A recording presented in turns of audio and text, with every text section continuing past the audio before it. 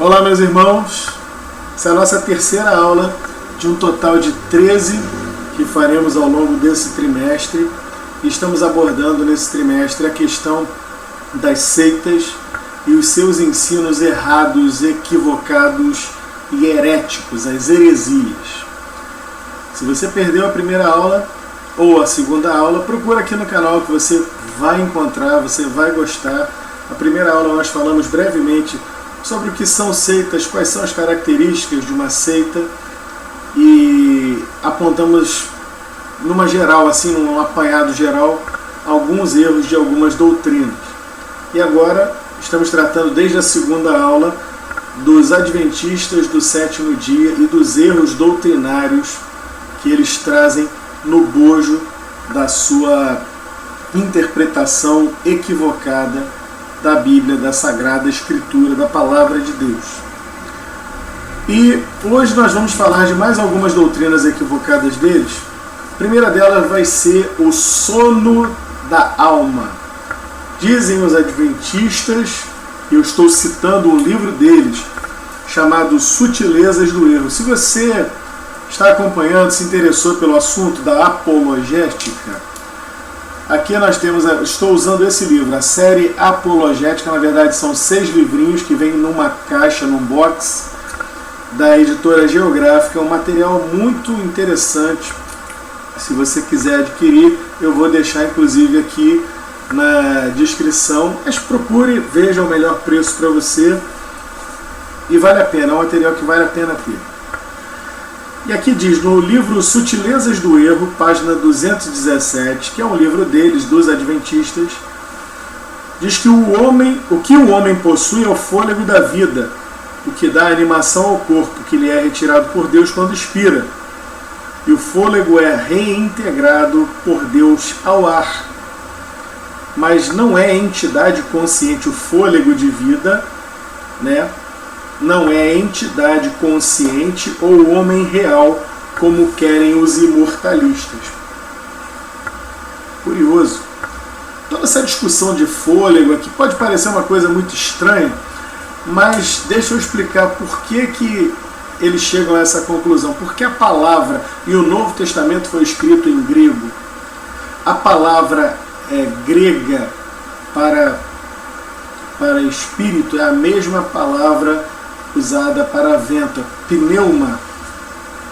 E a palavra hebraica, já no tempo do Antigo Testamento, também é a mesma palavra que é usada para vento, que é ruach. Né? Por isso, vento, fôlego de vida e espírito podem ser compreendidos como uma só coisa, nesse sentido, de uso da mesma palavra. Mas quando falamos aqui de pneuma, de espírito, de ruach, estamos falando daquilo que nós somos, da entidade, da pessoa que nós somos, né, da nossa consciência. Aquilo que Deus nos deu, Ele nos deu o espírito de vida, animou sim o nosso corpo, mas depois que o nosso corpo perece, o nosso espírito retorna para Deus. Aliás, Hebreus vai dizer isso de maneira bem clara e vai dizer também que ao homem é dado viver e morrer apenas uma vez, vindo após isso o juízo. Como poderia haver o juízo se a alma deixasse de existir ou se a alma estivesse num estado latente, num estado de sono? Outra coisa, lembra do ladrão da cruz? O Senhor Jesus falou para ele: hoje mesmo estarás comigo no paraíso. Jesus é mentiroso? Outro episódio que eu me lembro que é a própria parábola do rico e do Lázaro. O rico e o Lázaro, o Senhor Jesus contou essa parábola, ensinando sobre o reino de Deus. E na parábola ele faz uma distinção bem clara entre o rico que viveu regaladamente, que viveu uma vida tranquila, com tudo do bom e do melhor, e o Lázaro, que era um mendigo que vivia ali junto à porta do rico. E os dois morreram. O rico foi para o inferno. O Lázaro foi para o céu, ali representado pelo seio de Abraão. E há ali toda uma discussão entre o pai Abraão e o rico, que estava em tormento. no inferno. Logo se vê que o Senhor Jesus, nem mesmo em uma parábola, que é uma história não necessariamente verídica, mas é uma história que tem um fundo moral, nem assim ele vai falar da questão do sono da alma, porque não condiz com a palavra de Deus.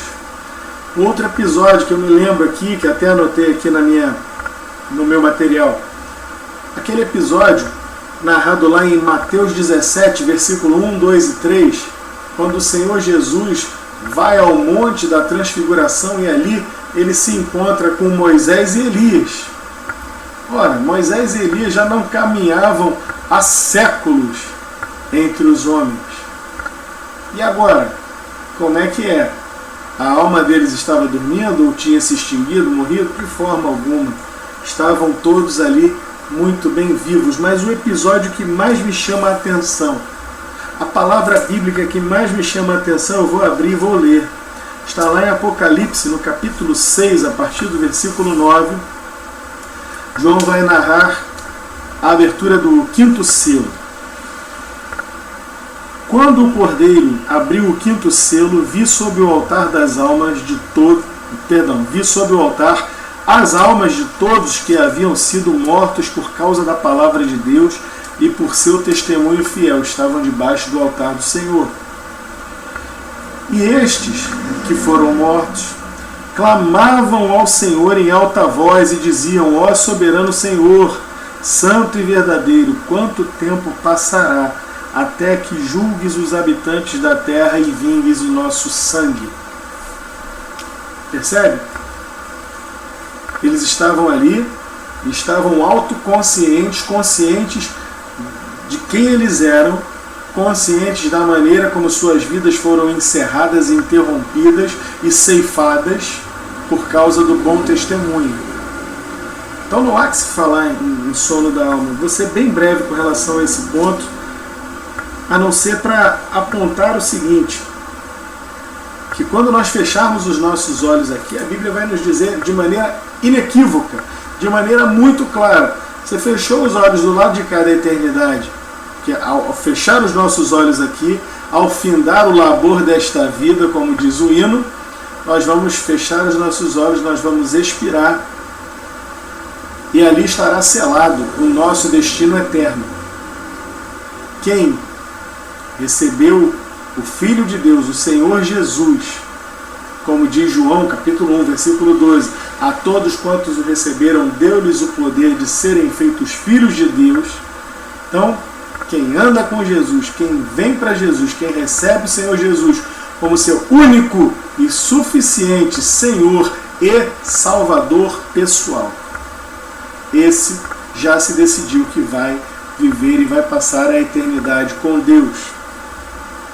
Porém, aquele que recalcitrar contra os aguilhões, aquele ou aquela que não quiser saber de Jesus, que quiser viver uma vida de acordo com seus próprios entendimentos, com seus próprios desejos, você pode fazer isso.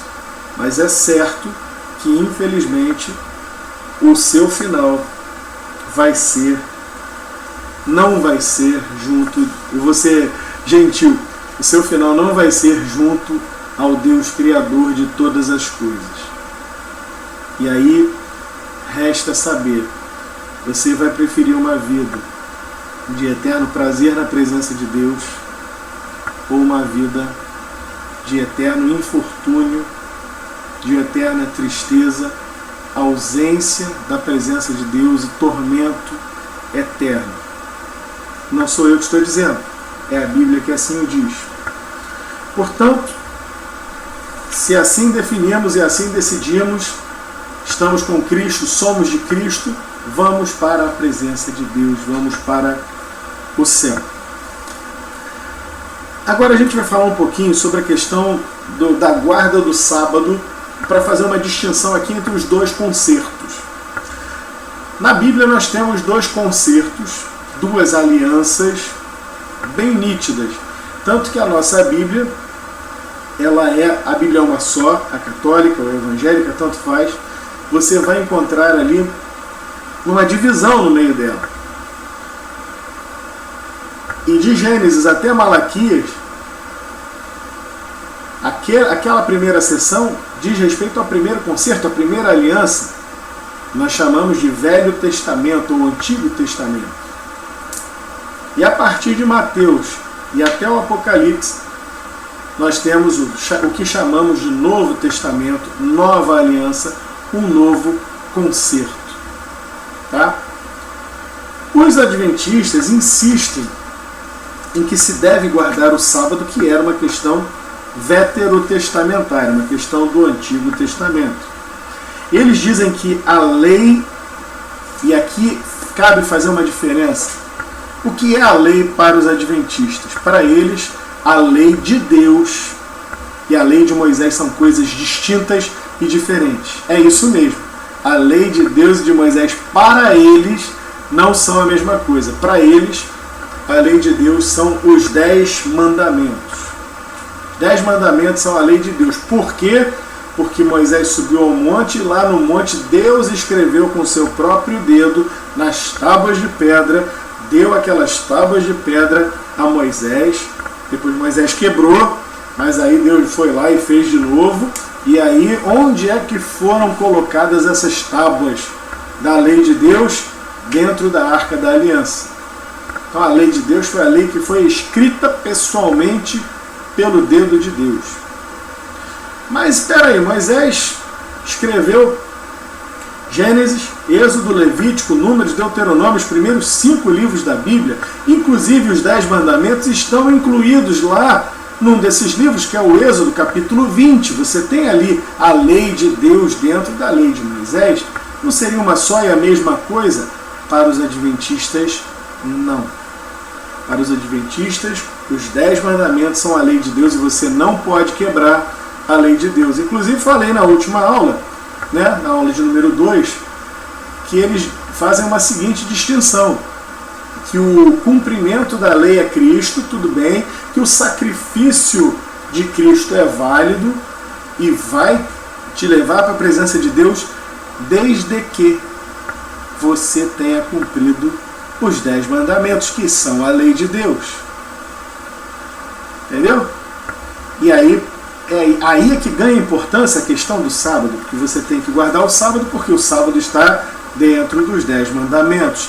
É um legalismo extemporâneo, um legalismo que não faz sentido e que tem que fazer muitas e muitas curvas fechadas, doutrinárias, para poder arrematar e compreender isso dessa forma. É preciso torcer todo o Novo Testamento para você conseguir chegar a essa conclusão. Principalmente você que esteve presente na última aula, que assistiu a última aula e que viu a grande dica que eu dei. Quer entender a diferença entre lei e graça? Quer entender a diferença entre o Antigo Pacto e o atual Pacto, que é o Novo Testamento?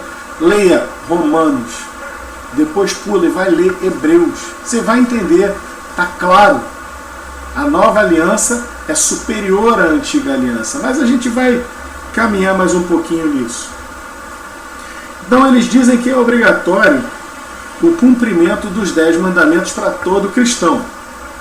E assim perguntam, por que os cristãos guardam apenas 9 mandamentos da lei e não os 10? É porque não guardamos o sábado, é a questão que eles colocam.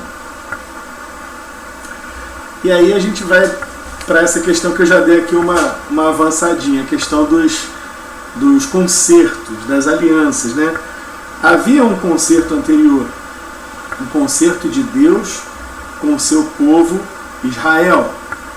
E eles não guardaram o concerto.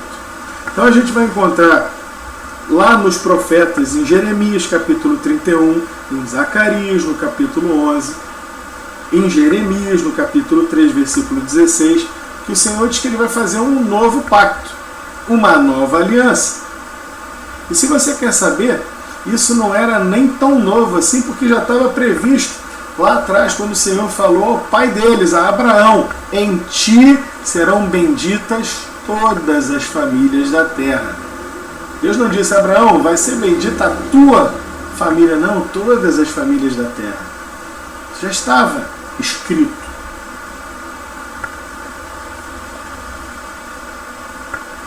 Então Então esse novo concerto foi estabelecido por Jesus, como declara o autor de Hebreus. Vamos abrir em Hebreus, eu vou abrir aqui, Hebreus capítulo 8. Hebreus é fundamental na compreensão destas coisas. Essa questão de antiga aliança, de nova aliança. Hebreus capítulo 8, versículo 6.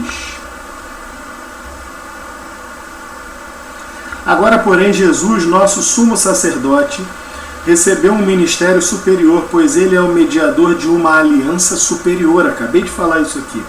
Baseada em promessas superiores. Se a primeira aliança, a aliança anterior, do versículo 7, né? Se a primeira aliança fosse perfeita, não teria havido necessidade de outra para substituí-la. Então, não há que se falar aqui em manutenção dos 10 mandamentos daquela forma. É claro, não estou dizendo para ninguém aqui, opa, então posso descumprir os 10 mandamentos, posso roubar, posso matar. Não, a gente vai chegar lá, vamos chegar nesse ponto também. Mas, especificamente com questão em relação à guarda do sábado, não há que se falar. E Paulo também reitera em 2 Coríntios 3, a partir do versículo 3, a abolição do antigo concerto, da antiga aliança. Tanto assim o é que o próprio evangelista João, quando abre o seu evangelho, ele vai dizer: no princípio era o Verbo, e o Verbo estava com Deus, o Verbo era Deus, e o Verbo era Jesus. É dele que João está falando. E João vai dizer que Cristo veio para o que era seu. Evangelho de João, capítulo 1, versículo 12. Ele veio para o que era seu povo, o seu Israel. Mas os seus não o receberam. Mas a todos quantos o receberam, deu-lhes o poder de serem feitos filhos de Deus. Certo? Então não há que se falar em um pacto exclusivo com Israel, e não há que se falar no decálogo, numa manutenção do decálogo apenas. Acabamos de ler, inclusive aqui em Hebreus capítulo 8, versículo 6, que a nova aliança, o novo concerto é superior, é baseado em melhores promessas. Vimos no versículo 7 aqui de Hebreus 8 que o primeiro era repreensível, não alcançou o fim desejado, era necessário que viesse um novo concerto. Sendo estabelecido esse novo concerto, essa nova aliança, o primeiro envelheceu, ainda aqui em Hebreus no capítulo 8, versículo 13. Quando Deus fala de uma nova aliança, significa que se tornou obsoleta, antiquada, caiu de uso a aliança anterior. E aquilo que se torna obsoleto e antiquado logo desaparece.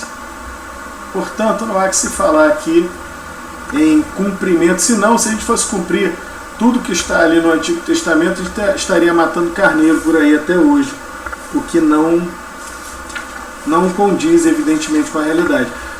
Mas aí o adventista, vamos responder a eles aquela questão. Tá, tudo bem, então, se não pode guardar o sábado, então vamos fazer o seguinte: então eu posso descumprir o resto todo, matar, roubar, furtar, cobiçar a mulher do próximo? Não, é claro que não, porque isso não agrada a Deus. Ué, mas e o sábado? Nós podemos violar o sábado? Podemos com tranquilidade. Mateus capítulo 12, versículo 5, o Senhor Jesus está falando assim: ou não tendes lido na lei que aos sábados os sacerdotes do templo violam o sábado violam o sábado e ficam sem culpa? Antes de avançar nessa compreensão, deixa eu te explicar novamente a questão dos adventistas com relação à lei de Deus e à lei de Moisés. Na concepção deles, os 10 mandamentos são a lei de Deus e formam a lei moral, e essa não pode ser descumprida. Mas e o resto? O resto é o que eles chamam de lei cerimonial. E a lei cerimonial, sim, para eles foi abolida. Só que tem o seguinte: se a lei cerimonial não tem tanto peso, tanta validade quanto aquela que seria uma lei moral, e o sábado, a guarda do sábado seria uma lei moral, para ser guardada e preservada. Então, como é que o Senhor Jesus mesmo está dizendo que na lei, aos sábados, os sacerdotes no templo violam o sábado, sempre violaram, porque o judeu não podia nem sequer acender fogo na sua casa no dia de sábado, mas o sacerdote tinha a obrigação de estar ali diante do fogo, né, acendendo e apresentando os holocaustos ao Senhor. O sábado, eles tinham que rachar lenha, carregar água, pegar os animais, matar os animais e tudo aquilo que era necessário e depois ainda fazer a limpeza. Isso era muito trabalho, eles trabalhavam firme no dia do Shabat, né? Sábado, relembrando aqui, veio da palavra Shabat, que é descanso. Então os sacerdotes quebravam, evidentemente, o dia do descanso por ordem de Deus. E agora, isso era uma lei moral ou era uma lei nitidamente cerimonial? Os adventistas dizem que é a lei moral que tem que ser guardada. Tem que ser guardado o sábado por conta disso. Mas é evidente, fica claro que é uma lei cerimonial. Não é possível uma lei moral ficar subordinada a uma lei cerimonial. Entendeu? Então não se preocupe com relação a isso. E sobre essa questão própria deles dizerem que a lei de Moisés é uma coisa e que a lei de Deus é outra coisa, não entra por aí, porque também é mais um ensino absolutamente equivocado por parte deles. Na Bíblia, nós teólogos entendemos que lei de Deus e lei de Moisés são absolutamente sinônimos. Afinal, de onde foi que Moisés tirou toda aquela lei, todas aquelas normas de conduta moral que não estão nos 10 mandamentos? Há outras normas, muitas normas de conduta. Por exemplo, Moisés vai dizer, a lei de Moisés vai dizer quem pode casar com quem. Vai dizer que você não pode casar com seu tio, com a sua tia. Você não pode se casar com pai, com mãe, com irmão. Só pode casar com primo para frente. Isso é uma questão moral, não é uma questão cerimonial. E aí? Quem foi que escreveu isso? Foi Moisés? Foi Moisés. Quem foi que ditou a lei para Moisés? Foi Deus. Há um só legislador. Inclusive Isaías capítulo 33, versículo 22, vai dizer que o Senhor é o legislador de Israel. Então os 10 mandamentos, tanto os 10 mandamentos como o resto da lei, a lei é a lei de Deus. Foi dada por Moisés, mas é a lei de Deus. Vamos esclarecer isso de maneira absoluta? Abre comigo lá em Neemias. Neemias, capítulo 8. Aí não tem dúvida. Não há que se falar. Ainda dentro do contexto do Antigo Testamento. Neemias, capítulo 8, versículo 1. Na sua Bíblia vai estar diferente, porque eu estou lendo, já falei aqui, né? Vou falar de novo, estou lendo a versão NVT, a nova versão transformadora. Você sinta-se à vontade para ler na sua própria versão, mas eu tenho preferido para dar essas aulas usar a NVT.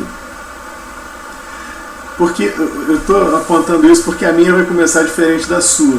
A sua vai dizer que no mês tal, não sei o que. A minha já abre assim. Em outubro, quando os israelitas já haviam se estabelecido em suas cidades, todo o povo se reuniu com um só propósito na praça, em frente da porta das águas. Agora presta atenção na parte aqui da lei de Moisés, hein? Pediram ao escriba Esdras que trouxesse o livro da lei de Moisés que o Senhor tinha dado a Israel. E agora? E agora? Há diferença entre a lei de Moisés e a lei de Deus? Moisés foi o instrumento na mão do legislador de Israel, que é o Senhor.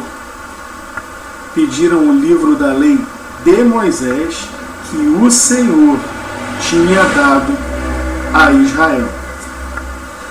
Versículo 8. Liam o livro da lei de Deus. Versículo 14.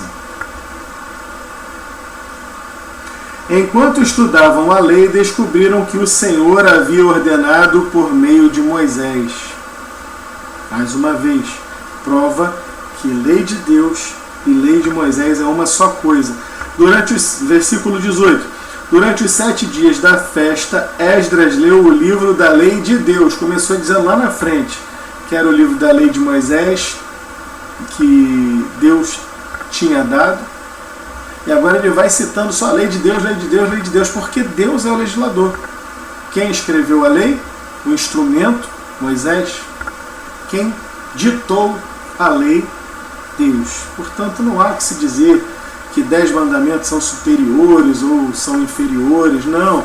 Pouco importa se o decálogo estava dentro da arca e todo o resto da lei, lá no Deuteronômio, tinha uma norma, tinha uma ordem dada por Deus, de que todo aquele rolo, todo aquele livro da lei, até ali o Deuteronômio deveria ser colocado ao lado da arca. Mas é lógico, a lei precisava ficar perto, né, acessível, para que o povo tivesse acesso a ela, para que os sacerdotes tivessem acesso e repassassem ao povo toda a lei de Deus. Inclusive me lembro aqui de Deuteronômio capítulo 30, versículo 14, quando vai dizer: eis que esta palavra não está distante de ti, essa palavra está muito perto de ti, na tua boca e no teu coração, para a cumprires. A lei do Senhor, ela precisa estar guardada dentro do nosso coração. Então não há que fazer distinção aqui entre lei de Deus, os 10 mandamentos, porque foi Deus que escreveu com a sua mão, e o resto como lei de Moisés, algo de segunda importância. Não, de forma alguma, é tudo lei do Senhor. Só mais uma para a gente acabar com esse assunto aqui. Lembra que o Senhor Jesus ensinou lá em Mateus, no capítulo 22, versículos 37 e 39, ele é perguntado quais são os maiores mandamentos, né? E aí, o primeiro mandamento: amarás o Senhor teu Deus de todo o teu coração, de toda a tua alma, de todo o teu entendimento. Isso não está nos 10 mandamentos. Aquele que o Senhor Jesus aponta como o maior dos mandamentos não está nos 10 mandamentos. Está em Deuteronômio, capítulo 6, versículo 5. Naquilo que os adventistas dizem que seria a lei de Moisés e não a lei de Deus. E ele vai dizer que o segundo maior mandamento, semelhante a este, seria: amarás ao teu próximo como a ti mesmo. Também não está nos 10 mandamentos, está em Levítico, capítulo 19, versículo 18. Vejam, portanto, que, de acordo com o entendimento dos adventistas, justamente aqueles mandamentos que o Senhor nos aponta como sendo os 2 maiores mandamentos não precisariam ser cumpridos da mesma forma que a guarda do sábado. Que faz mais sentido guardarmos o sábado para descansar ou para nos apresentarmos a Deus, ou amar a Deus sobre todas as coisas e ao nosso próximo como a nós mesmos? Uma boa questão para se colocar.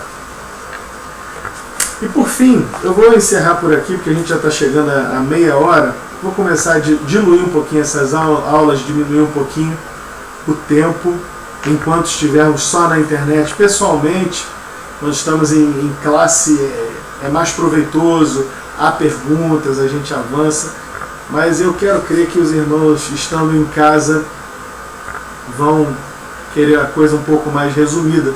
Se vocês quiserem um pouco mais de tempo, se acharem: pastor, valia a pena aprofundar mais, andar mais uns 20 minutos, mais meia hora, fechar uma hora de aula, vocês me digam aí, coloquem aí nos comentários, tá? Que aí eu vou ver qual é o direcionamento que a gente vai dar.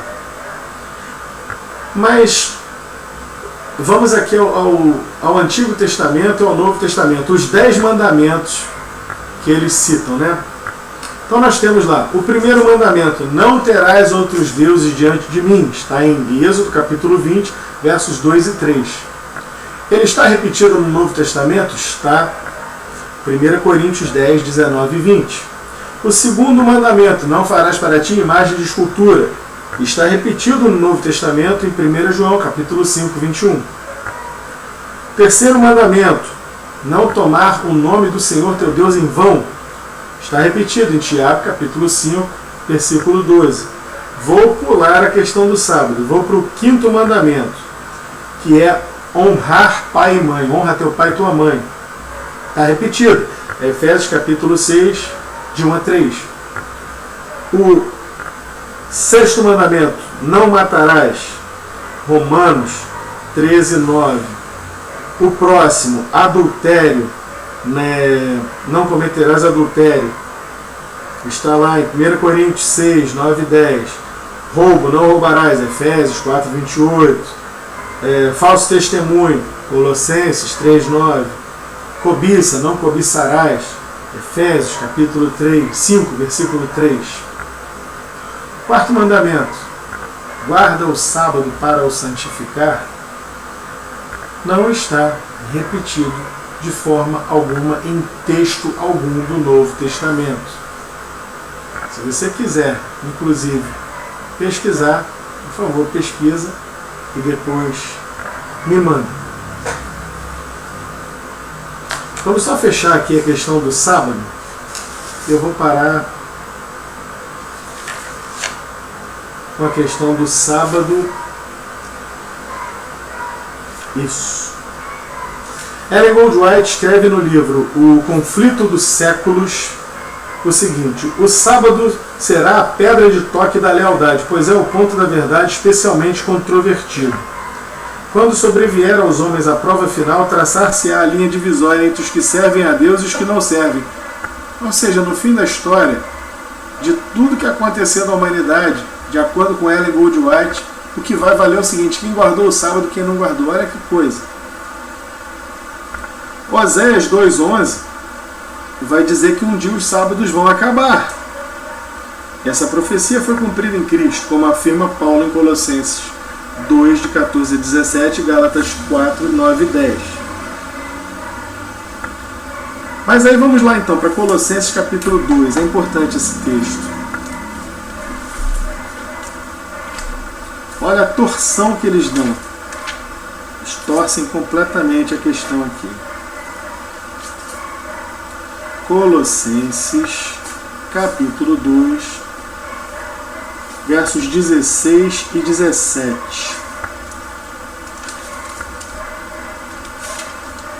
Portanto, não deixem que ninguém os condene pelo que comem ou bebem, ou por não celebrarem certos dias santos, as cerimônias de lua nova ou os sábados. Não deixe que ninguém me condene por não celebrar, inclusive, os sábados.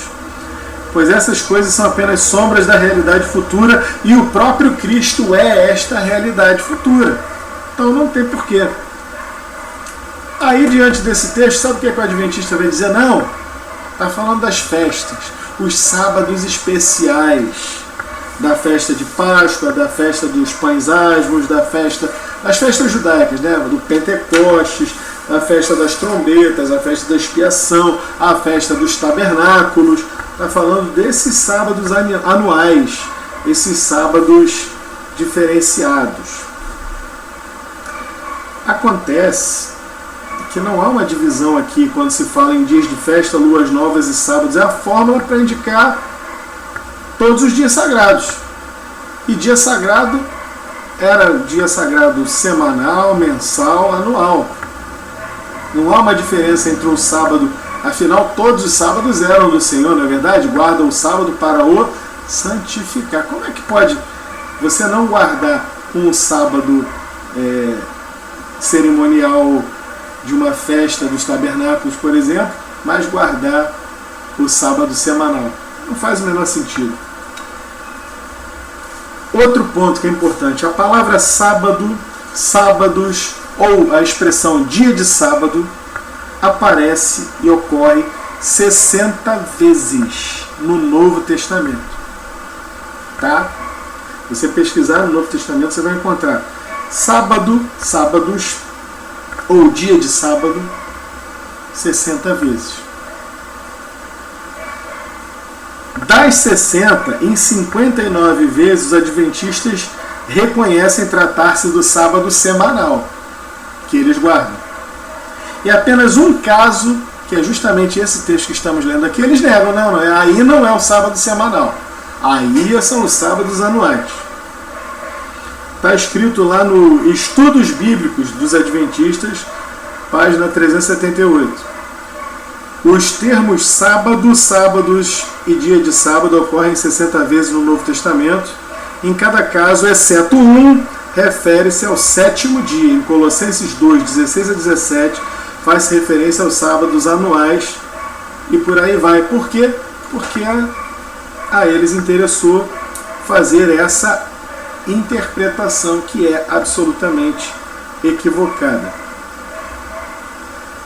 Então não há o que se falar aqui dessa questão, do sábado como uma coisa a ser guardada.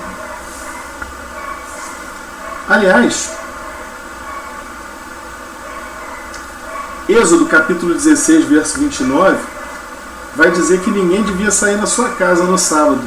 O adventista sai de casa no sábado? Se sair, está descumprindo o sábado.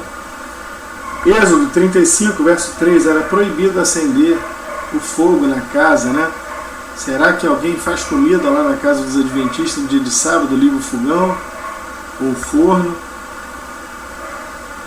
Esse tipo de coisa importaria em guardar o sábado. É importante a gente fazer uma leitura acertada da palavra de Deus. Agora, para fechar aqui de vez a questão aqui do domingo, nós guardamos o domingo por uma série de questões, porque o Senhor, ele ressuscitou no domingo, porque os cristãos, ainda no livro de Atos, nós vamos encontrar os cristãos se encontrando no primeiro dia da semana. Eles iam sim no sábado nas sinagogas, para dar testemunho, não para guardar o sábado, eles iam para dar testemunho.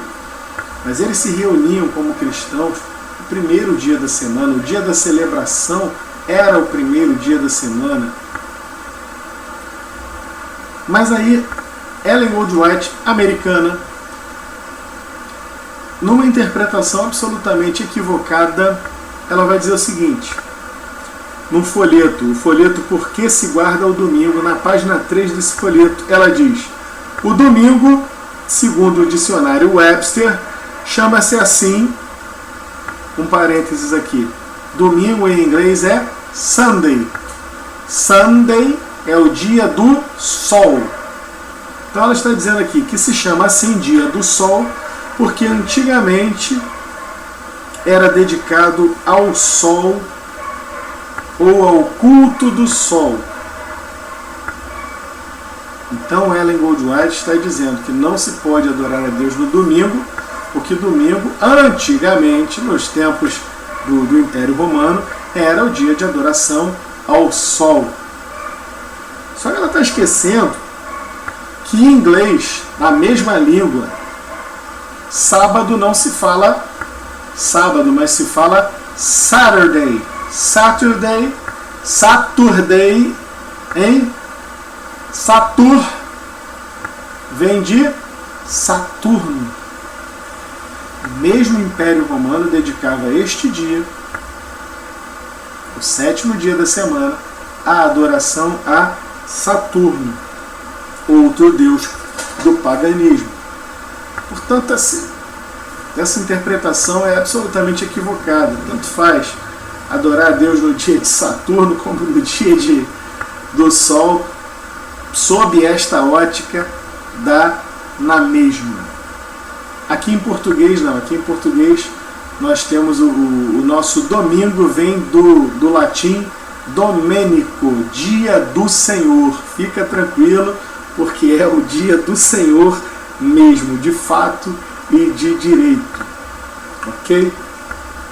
Outra coisa que eles vão dizer é que Constantino, que foi o primeiro imperador pagão a se converter ao cristianismo, que converteu Roma à força, à ponta da espada, ao cristianismo, que Constantino deu um edito, um decreto mandando que se guardasse o domingo em adoração. E, portanto, a Igreja Católica assim reforçou, e que eles não são católicos, pereré, parará. De fato, Constantino mandou. Mas por quê? Porque os cristãos já se reuniam no dia de domingo. Ele simplesmente fez um edito que não era para os cristãos. Ele não estava mandando os cristãos se reunirem no domingo. Ele estava muito pelo contrário, legislando a partir daquilo que já era fato, daquilo que já acontecia, e mandando em todo o império, pela ponta da pena, que se respeitasse o domingo como o dia de adoração a Jesus Cristo. Essa lei não era para os cristãos, mas era por causa dos cristãos. Era por causa de algo que os cristãos já faziam. E aí a gente vai perguntar, quem é o responsável pela observância do primeiro dia da semana como o dia do Senhor? A resposta só pode ser uma, diz o autor aqui: o próprio Senhor. Vejamos. Profeticamente, o Salmo 118, verso 22 a 24, fala da pedra rejeitada pelos edificadores, não é isso? O Senhor Jesus, ele é essa pedra rejeitada. Ela é um tipo do Senhor. Quando o Senhor iniciou seu ministério, reivindicando ser o Filho de Deus, foi rejeitado pelos judeus. Essa rejeição dessa pedra angular foi feita numa sexta-feira. A outra parte da profecia diz que essa pedra foi feita pedra angular, ou pedra de esquina. Salmo 118, 22. Essa pedra que foi rejeitada foi colocada como pedra de esquina no domingo, na ressurreição do Senhor. Se deu no primeiro dia da semana. Diz a profecia desse dia: esse é o dia que fez o Senhor, regozijemo-nos e alegremo-nos nele. A alegria se fez presente no coração dos discípulos nesse dia. Salmo 118, verso 24, e você vai lá em João capítulo 20, versos 19 e 20. O Senhor ressuscitou no dia de domingo. Acabamos de passar pela Páscoa, mas está lá em João capítulo 20, versículo 1. Ele apareceu nesse mesmo dia, no domingo, na parte da tarde, aos seus discípulos. Ainda João 20, versos 19 e 20. Depois ele volta 8 dias depois, novamente, num domingo. Nesse primeiro dia também, ele desceu o Espírito Santo. Atos capítulo 2, versos 1 a 4. Estavam ali reunidos os discípulos no dia de domingo. Portanto, também os próprios pais da igreja. Constantino já veio no terceiro século. Mas aqui nós temos vamos recorrer um pouco aqui à patrística, né? A questão dos pais da igreja. Inácio, no ano 100, ano Domini, no ano 100 do Senhor, depois de Cristo, diz assim: aqueles que estavam presos às velhas coisas vieram a uma novidade de confiança, não mais guardando o sábado, porém vivendo de acordo com o dia do Senhor. Domênico, domingo, o dia do Senhor. Barnabé, no ano 120, diz: nós guardamos o dia 8º com alegria, no qual também Jesus ressuscitou dos mortos e, tendo aparecido, ascendeu ao céu. Justino Mártir, no ano 140, no dia chamado domingo, há uma reunião num certo lugar de todos que habitam nas cidades ou nos campos, e as memórias dos apóstolos e os escritos dos profetas são lidos. Portanto, já era corriqueiro muito antes de Constantino. Não há que se falar nessa questão de Constantino. Então, eu vou encerrar por aqui, só para acrescentar, ou não.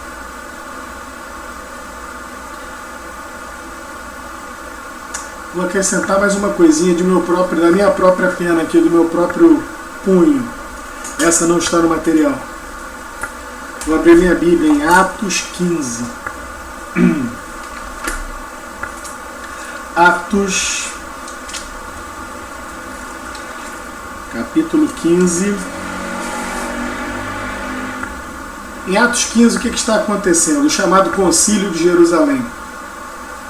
Chegam notícias de que os não-judeus, os gentios, estavam se convertendo a Cristo. E tinha gente que estava contra-razoando lá com Barnabé e com Moisés, e dizendo, olha, essa turma aí tem toda que ser circuncidada, porque eles se converteram. E Paulo e Barnabé dizendo que não faz o menor sentido, eles não são judeus, eles não têm que guardar a antiga aliança, mas eles são de Cristo. Então eles levam a questão aos apóstolos. E os apóstolos concluem e mandam uma carta aos crentes, né? Aos crentes que não eram judeus, aos gentios. E Atos 15, 28, tem um extrato aqui dessa carta em que eles vão dizer o seguinte: pois pareceu bem ao Espírito Santo e a nós, apóstolos e presbíteros, não impor a vocês nenhum peso maior que estes poucos requisitos. Abstenham-se de comer alimentos oferecidos a ídolos, de consumir o sangue ou a carne de animais estrangulados e de praticar a imoralidade sexual. Farão muito bem se evitarem estas coisas. Os próprios apóstolos, que eram judeus, estão dizendo exatamente que não precisava nem guardar sábado e muito menos se circuncidar. Portanto, não é para este nosso tempo, não é para esta nossa nova aliança. Meus irmãos, espero que esteja sendo útil para cada um. Que Deus abençoe, que nós possamos prosseguir. Na semana que vem, nós vamos um pouquinho mais além, ainda fechando o Adventismo. Que Deus abençoe.